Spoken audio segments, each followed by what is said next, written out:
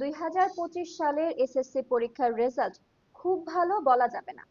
এমনিতেই এবছর 1 লক্ষ পরীক্ষার্থী কমেছে। এবছর মোট পরীক্ষার্থী ছিল 19,28,970 জন।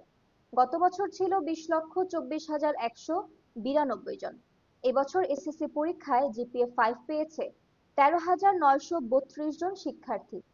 জিপিএ 5 পাওয়া শিক্ষার্থীদের মধ্যে 73,616 জন ছাত্রী এবং 65,416 জন ছাত্র। এবছর পাশের হার 68.45%। গত বছর এ হার ছিল 83.4%। গত বছরের তুলনায় এবছর পাশের হার কমেছে 14.95%। জিপিএ 5 কম পেয়েছে 43,097 জন। আজ 10ই জুলাই এর রেজাল্ট প্রকাশিত হয়েছে। আমাদের প্রশ্ন, রেজাল্ট খারাপ হওয়ার কারণ কি? রাত্রি আক্তার দীপ্তি, দৈনিক আর নিউজ।